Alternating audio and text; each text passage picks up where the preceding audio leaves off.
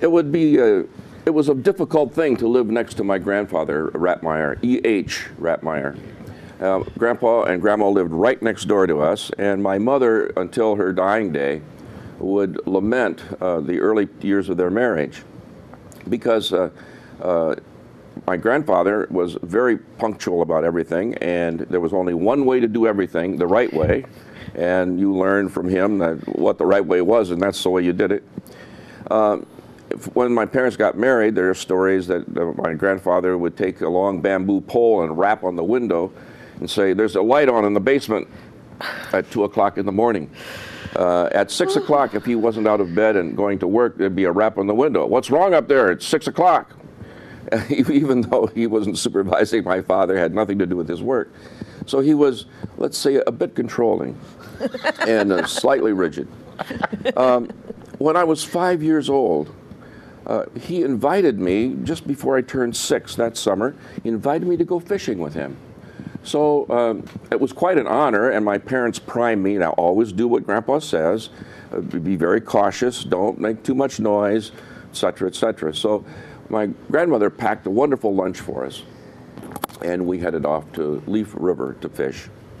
Now, my grandfather was particular about fishing, as he was with everything else. His garden, the lines were perfectly straight. When you went fishing with my grandfather, I learned you didn't slam the car door. You pushed it carefully shut. You didn't talk. You whispered. And you didn't just walk right up to the stream. You would crawl up.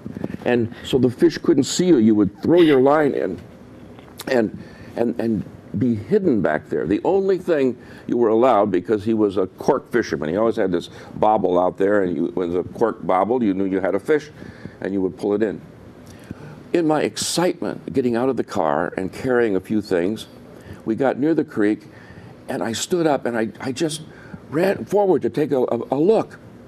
And the soil right near the edge of the bank gave way, and I flipped head over till I landed in the creek. Splash!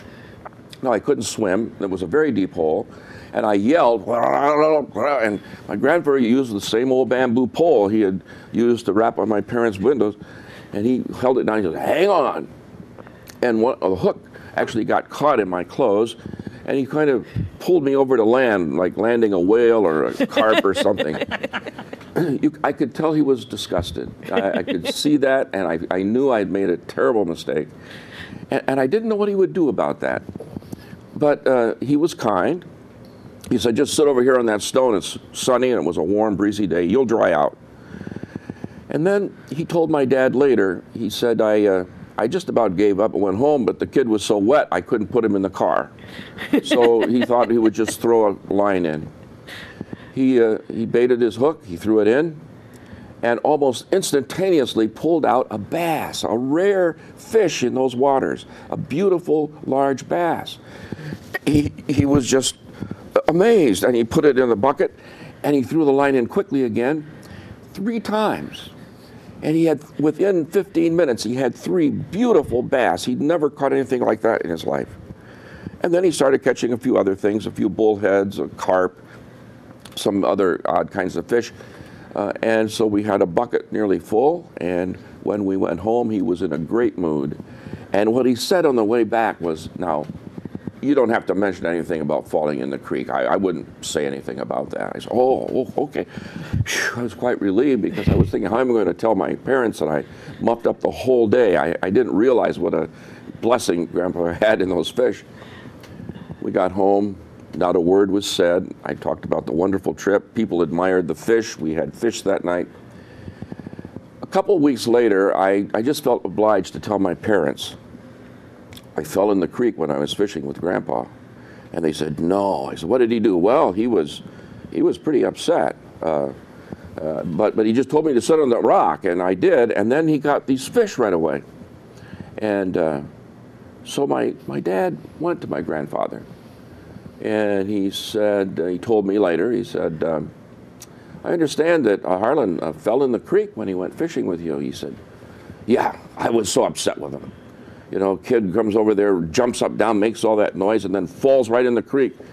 I knew it was going to be a terrible fish day, but he was too wet. I couldn't put him in the car and come home, so I just threw my line in, and I caught 3 of the best fish I've ever caught in my life. And my dad said, wow, oh. My grandpa mumbled under his breath, yeah, he says, I like to take him along more often and throw him in before I start to fish. And the rest of his life, and he lived till he was 96, the rest of his life. Every so often he'd say, remember the day we went fishing? I said, oh, I remember.